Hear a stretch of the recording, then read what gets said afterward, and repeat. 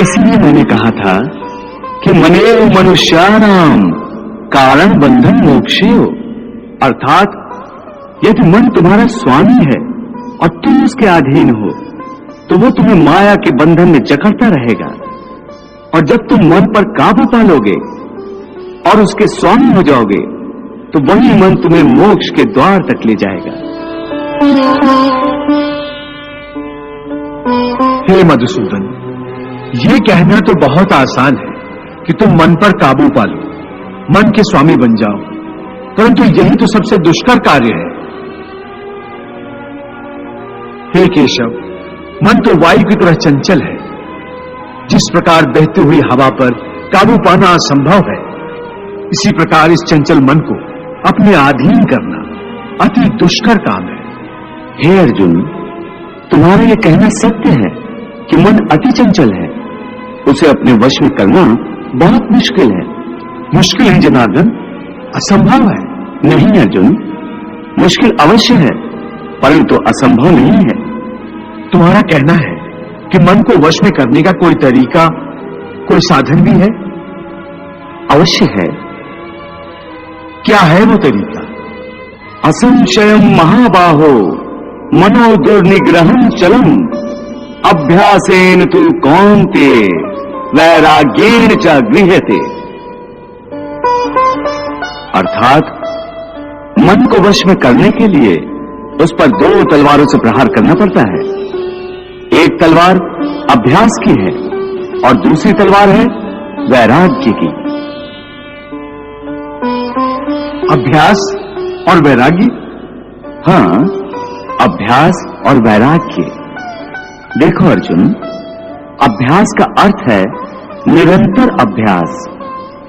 मन को एक काम पर लगा दो, वो वहां से भागेगा, उसे पकड़ कर लाओ, वो फिर भागेगा, उसे फिर पकड़ो।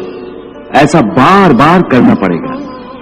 जैसे घोड़े का नवजात शिशु एक क्षण के लिए भी स्थिर नहीं रहता, क्षण क्षण में इधर उधर फुदकता रहता है।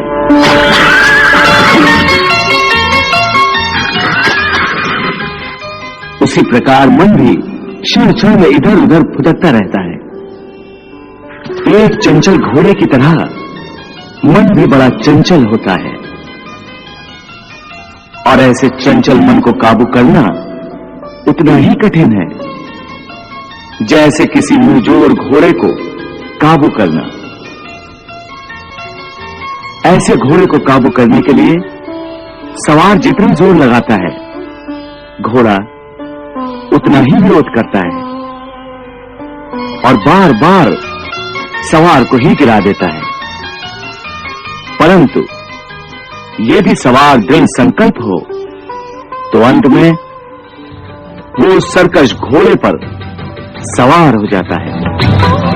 बस फिर वही घोड़ा सवार के इशारे पर चलता है। इसी प्रकार मन को भी नियंत्रण की रस्सी में बांधकर बार बार अपने रास्ते पर लाया जाता है, तो अंत में वो अपने स्वामी का कहना मानना शुरू कर देता है। इसी को कहते हैं अभ्यास की तलवार चलाना। जब अभ्यास की तलवार से ही मन ठीक रास्ते पर आ जाए, फिर वह दूसरी वैराग्य की तलवार की क्या आवश्यकता है? उसकी आवश्यकता इसलिए है कि एक बार ठीक रास्ते पर आ जाने के बाद मन फिर से उल्टे रास्ते पर न चला जाए, क्योंकि उल्टे रास्ते पर इंद्रियों के विषय उसे सदा ही आकर्षित करते रहेंगे। मिथ्या, भोग, विलास और काम की तृष्णा उसे फिर अपनी ओर खींच सकती है। इसलिए मन को यह समझना जरूरी है कि वो सारे विषय भोग मिथ्या हैं, असार हैं, योग माया के द्वारा उत्पन्न होने वाले मोह का भ्रम है। मन जब इस सत्य को समझ लेगा तो उसे विषयों से मोह नहीं रहेगा, बल्कि उससे वैराग्य हो जाएगा। और यही वैराग्य की तलवार का काम है कि वो विषयों के मोह को काट के मन को सन्यासी बना देती है। प्रभु, विषयों का आभास तो मनुष्य को इंद्रियों के माध्यम से होता है, और भगवान श्री कृष्ण विषयों के मोह को त्यागने को कह रहे हैं, तो क्या मनुष्य इंद्रियों का प्रयोग करना ही छोड़ दे? तो भोग विलास में आसक्ति के त्याग की बात कर रहे हैं।